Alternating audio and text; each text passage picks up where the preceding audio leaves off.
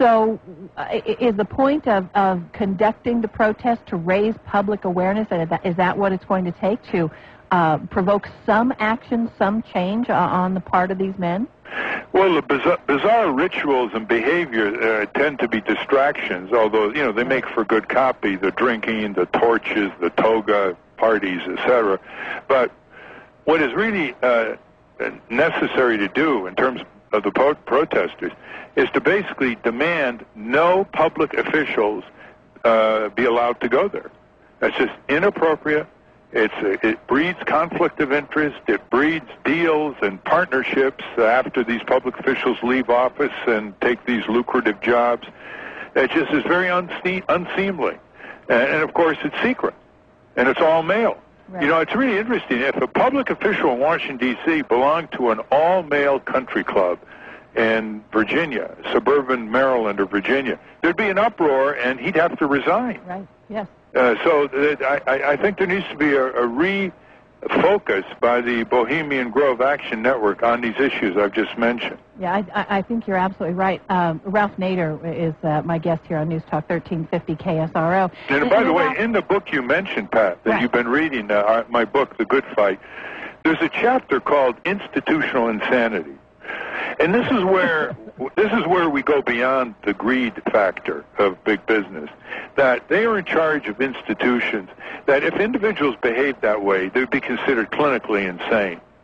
And the idea, for example, of giant drug companies using your dollars to lobby Congress to pass a drug benefit bill of $600 billion that's going to make the drug companies charge more for the drugs that they sell you, because now the taxpayer is paying partly, the taxpayer is paying as a consumer and, of course, as a taxpayer, is something that's insane, especially since your tax dollars go to the National Institutes of Health and you develop drugs. The government develops AZT and Taxol, the anti-cancer drug, and many anti-cancer drugs, and then they're given free under monopoly marketing agreements to individual drug companies like Bristol-Myers Squibb that turns around and charges a woman with advanced ovarian cancer $14,000 for 6 treatments. This is an actual case in year 2000. Now, that stuff is institutionally insane. No family would spend 50% of its family budget neglecting its kids for non-existent enemies. We no longer have the Soviet Union. What are we doing spending half of our federal operating budget on military budgets? It would be insane. And making up wars so that we can use that. Right. And then not even having a regular military that we used to have, but privatizing everything, so it costs 10 even more. As much as it Halliburton and the rest. And it's insane for these corporations to seduce kids who are 5, 6, 8, 9 years old into buying things that are making them fat, that are predisposing themselves to diabetes and high blood pressure. I mean, if parents did that, they'd be considered insane. They'd be committed. So this book opens up this concept of institutional insanity, like General Motors refusing to be toilet trained, let's use that phrase, by polluting through its cars and factories for decades when its engineers have known all kinds of advanced ways to reduce that pollution, starting with more fuel efficiency out of your gas tank. And then you've got, the big drug companies. They can be accused of kleptomania, you see, to use the psychiatric language, because they're gouging people. My favorite description is HMOs. Want to hustle you out of the hospital before you're hardly in so they can make more money and not pay for your care. Well, let's say the HMOs are suffering from attention deficit disorder. That's all in the book. It's a good book. It grabs you. It's clear. It's not that long. It's in the bookstores now in paperback. The Good Fight. You can also get it at Amazon.com if for some reason you tend to buy your things online.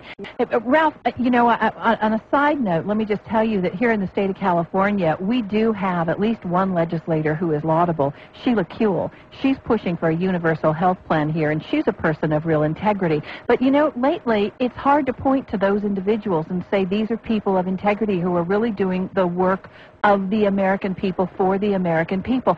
Isn't a part of this book, too, to try to open our eyes to the fact that we deserve more choices, and until we stop being held hostage by the two-party system, we're going to be facing this same kind of insanity, institutionalized insanity. And frankly, it goes beyond that. Even conservative organizations like Judicial Watch, who does a regular segment on my show, that very conservative organization, has started to point the finger at the way our government and corporations are operating and calling it what it is: fascism. Yeah, you're right. In fact, Franklin Delano Roosevelt, before World War II in 1938, sent a message to Congress to create a temporary National Economic Commission on corporate power and abuse. And in his message, he said, when a democratic government, small d, is taken over by private economic power, that is fascism. The control of government by big corporations is clinically the definition of fascism. Economic power, controlling government, turning against its own people, or using government as a big bazaar for subsidies, handouts, giveaways to corporations, called corporate welfare. That's also described in some detail in my book, The Good Fight. So what we need to do is go right to the core of this. We cannot have a democracy when we have such concentrated power and wealth in fewer and fewer giant multinational corporations who then use that power to control our elections, our politicians, and our government. We cannot have a democratic society. So we are losing ground year by year. Our democracy is getting weaker and weaker. The voice of the people is getting weaker and weaker. And you can see the results. The growing poverty, the growing people who don't have health insurance, the huge consumer debt, the huge government debt that's on the back of the taxpayers, the tax cuts for the wealthy, the tax havens for the big corporations, the control of corporate science over academic science, like in genetically engineered areas and so on. You see all that, the obsession with Iraq, which is an illegal war based on false pretenses, fabrications, and deceptions by Bush and Cheney. All these things would not be happening if there was a more assertive movement by the people. And so at the end of The Good Fight, I have a little appendix, how to become a super voter. We're too passive. We're too willing to accept tweedledum tweedledees on corporate power issues between the two parties. We don't reassert ourselves. We don't run for office at the local, state, and national level, which I've been encouraging the Greens to do. We just let the rascals take over politics, and becomes a dirty word, and it dissuades very good people in our country from going into electoral politics. And that's got to change. It's got to change. Is one of the steps here to eliminate the Electoral College? Yeah, of course. I mean, without the Electoral College, we wouldn't have George W. Bush. I mean, they take it out on the Greens, but basically 10 times more people deserted Gore in 2000, and in Florida deserted Gore in 2000 to vote for Bush than to vote for Nader LeDuc.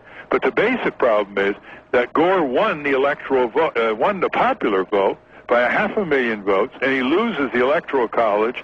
And I think he won in Florida, but the Supreme Court, run by Republicans, disagreed 5-4 and installed Bush in an election that was stolen from Gore.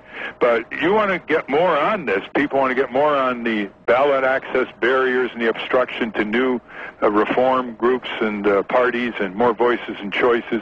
We can't even get on the ballot in many of the states. It's votenader.org is the website. It's still vibrant. Votenader.org hasn't been archived. And if you want to join the growing effort focusing on Congress and the White House to get out of Iraq in a responsible and expeditious way, because that's really sinking this country in so many ways, the website is democracyrising.us. You'll see it's a very, very unique website when it comes to anti-war occupation websites. It's called democracyrising.us. Help us get this job done here. We've got to get out of that country. Ralph Nader, I know you've got to run, and I thank you so much for joining us today. We appreciate the book. We appreciate all the work that you've done for us over the years. Thank you. Thank you, Pat, and keep on the Bohemian Grove in the next 72 hours. I promise. Okay. Ralph Nader has been our guest. We'll be right back. I'm Pat Thurston. You're listening to News Talk 1350. This is KSRO.